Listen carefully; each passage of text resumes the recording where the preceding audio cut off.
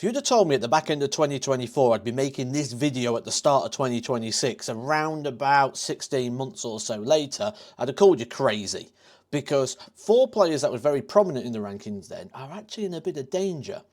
They are what was the number 2 at the time, Michael Smith, who now currently is number 31 in the rankings, and he will be defending over the rest of the year 54.4% of his prize fund. That's not the big scary one though. There are others. Peter Wright, number 10 at the time of this couple of years ago. Right now, number 32, defending 50.1% of his prize fund. So again, a big chunk of prize fund up for grabs and not quite in the form to do so. Dimitri Bergh, you'll see here, world number 12 inside the top 16 months or so ago. Now down at world number 36, defending 65% of his prize money. Although to be precise, 64.9.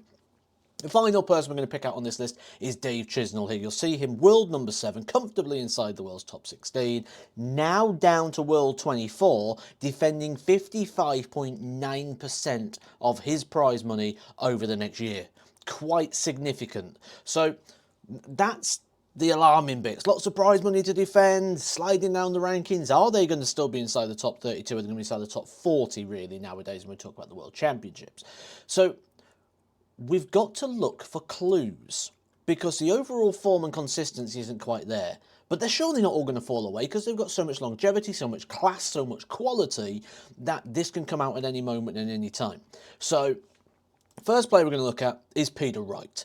And we're going to have a look here to see if Peter Wright can defend his position. Not so much now Peter Wright being somebody who's going to go up and challenge for the big titles again, even though he probably still believes he can. Right now the evidence doesn't say it. He needs to rediscover something. Where is he right now and what can he do? I think Peter Wright is someone that could sustain a place, certainly inside the top 64, that's for sure. His average at the moment over the last 12 months, we're looking at 90.55. Now overall it's probably got to go up a little bit, but that is sort of Pro Tour standard, but it's not the standard of somebody who's going to challenge major events. So is there clues that's going to get him in there? Now we look at Peter Wright is now in European Tour qualifiers, which means some of the prize money he's going to be defended. He's no longer really got those big chunks coming with 1 win at the European Tour. He's got to win 3 matches on the floor to get there in the first place, to win 1 game just to get him where he was.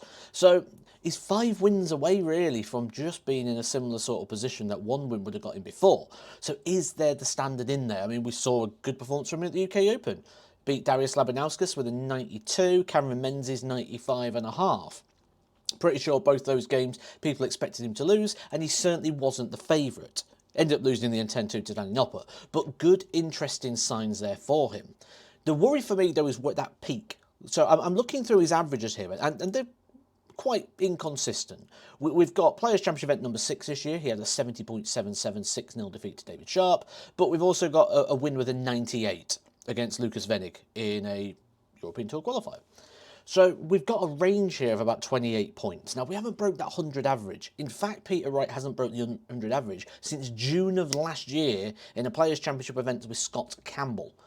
We look at the World Championship, it wasn't quite the performance we did expect there. He lost in the last 2-5-6 at the Masters to Graham Hall. So where does Peter Wright go from here? I think at the moment Peter Wright is going to become a solid Pro Tour player. That's where it would be. Like, some people may look at that and think, oh, that's a bit of a knock or whatever. It depends what Peter Wright wants at this stage of his career. If he's happy with that, great. Is he going to be a danger? Always. Always a danger. As someone who has been a player and played on the professional circuit for 11 years, you used to quite see players coming up and down all the time. And when someone was coming down the rankings and down the averages and sort of lost their peak, because that's all this is, he's just lost his peak. He's not lost his quality, he's not lost his ability, he's got that. He's just lost a peak where you can do it consistently and you can do it over and over and time again. That's just where we are at the moment. Now, you're always fearful playing those players. It's more nervy because you don't know what to expect. You don't know whether he's going to come out and blitz something in. You don't know if he's going to struggle. You don't know if he's struggling, if he's going to turn it around all of a sudden. He puts you on edge. That's what Peter Wright will do. Right now, if I was making my predictions, where do I see Peter Wright in a year or so? Top 64. Moving on to Dave Chisnall. Someone who's dropped down the rankings, defending a lot of money at the back end of this year. But his standards not dropped too much. Yes, he's not peak right now, but the range of performance much more stronger. And I'm just looking through his recent averages here. 94, 91, 99, 95, 92, 92, 90, 95. So he's breaking that 90 average on a regular basis, which is where you sort of need to be if you want to be picking up results. Picked up a couple of results recently in big events, and also getting good runs on the Pro Tour. He's reached a couple of quarterfinals already, despite the fact the season is very young. So still picking up in regards to the floor and getting some good regular wins. I'm just looking through the archives here to see the sort of the caliber of which he is beating, and he's sort of beating all those players that are kind of chasing his position. So if he's beating those players that are like the likes of Shane Bergh, Cristo Reyes, Daryl Gurney, the players that are in that battle long term for his role in the world of darts, he's also beat James Wade, and we know how good James Wade has been, and he beat James Wade 6-5 in a Players' Championship event. So hasn't done a great run on the TV for a while, had that defeat to Ricardo Pietreczko at the World Championships, but there's enough consistency here in Dave Chisnall's game, averaging 91.5 over the last 12 months, to suggest he'll sustain a position. Does he sustain it in the top 32? I don't know right now, just because he's defending so much prize money at the back end of this year, but there's enough signs here for Dave Chisnall that suggest he should stay in the top 40. Yes, he's defending a lot of money, but I think he will defend a good chunk of it. He's not someone you'd look at and go, he's not going to qualify for minors, he's not going to qualify for the Worlds, he's going to miss out on Euros, things like that. So at the moment looks pretty good to hold a position. Just not in the top 16. It'll be top 40, I believe, now for Chizzy. About taking a look at a world champion in the form of Michael Smith. Now, Michael Smith's an interesting one for me, because actually when we look at the levels of performance, it's not actually too far away, and he's getting a lot of wins. He's had wins on the European Tour against Johnny Clayton, and he's flying high in the Premier League. And this is what you need to do. When we're looking at these sort of players that have sort of dropped away, yes, it's easy to look at it and go, they're not at their peak. That's an easy narrative to spin. But what I'm looking at here is I'm looking for clues. I'm looking for things that could go against that form line. Now, of these 4 players I'm talking about today, he has the highest average of them all, 92.5. I'm then going to look at the players he's beaten. He's still beating elite players. We'll then look at the averages. And I can see here 103 average in Players' Championship 5 against Andy Bolton, 100 average in the quarter-final of a European Tour qualifier against Pascal Ruperex, 100 average against Keane Barry, Players' Championship 3. So there's lots in here that is still Michael Smith hitting that 100 plus average. Now, normally when people slip away, they lose that ability to hit the 100 average. Michael Smith is still regularly hitting it, and a lot of these averages are in the 90s. He lost in the recent European Tour, event number 3, 98 average. You know, that's good darts. He's just lost the game. They're the ones you can take on the chin and say, I put my best foot forward, I was just beaten.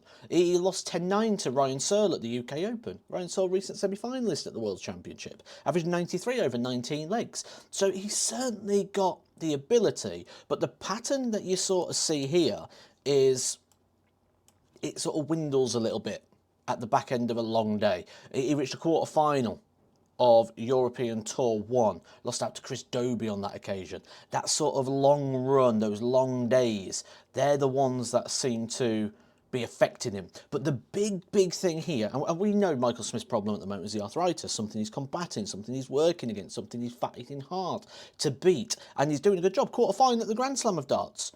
Losing out to Luke Humphries in the end, 16-8. Had a bit of a battle there, just again tailed off a little bit towards the end.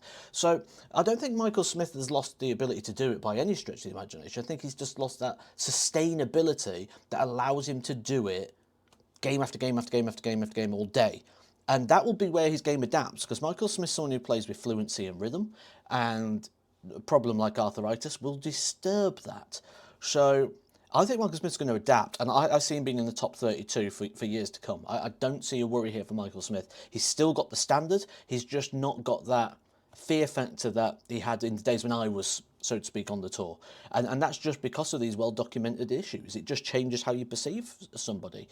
So with that, Smith, top 32, I don't see an issue. I actually see him bouncing back. Dimitri van den Bergh, the final player on this list, who I've got real concerns for right now. I'm looking at the averages here, 87.33 over the last 12 months. That's not going to cut it. That's not going to get him into a position here where he's going to have too much success on the tour. I'm looking through his recent performances and his runs.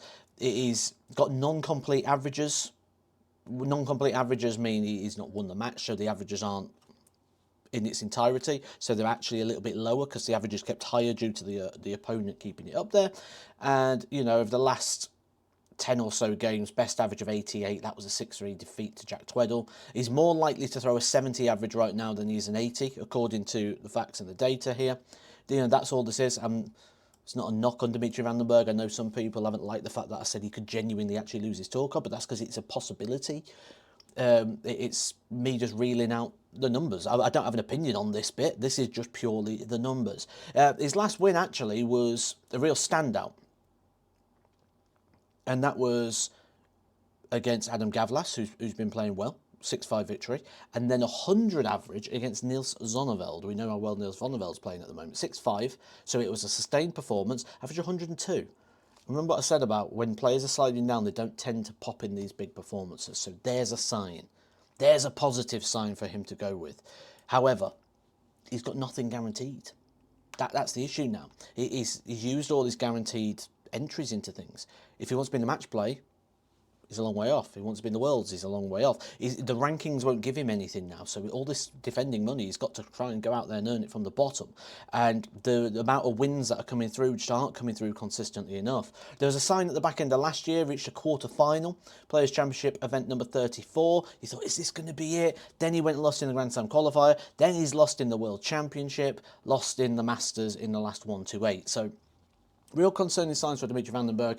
For me, I've watched him, I've commentated on his games, the throw just doesn't feel there. He's always looking at the dart in the hand, he's struggling to get the grip and get that into position. So,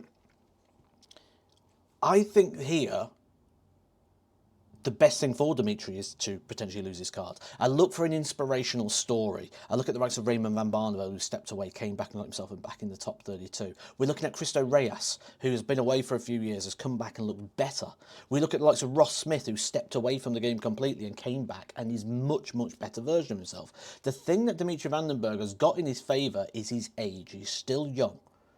We have a very experienced player in a relatively young man's body as far as darts goes.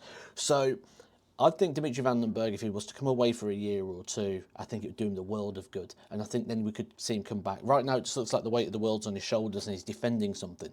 And when you're defending something, you're not aggressive. You're not attacking. And that just feels where it is right now. So I think Dimitri van den Bergh would be best for him to do the Cristo Reyes inspirational story, the Ross Smith and those sort of players. That would be my view on that. I want to know your guys' view. What do you think in regards to these projections based on what we've seen so far from what was some big, big names in the world of darts not too long ago?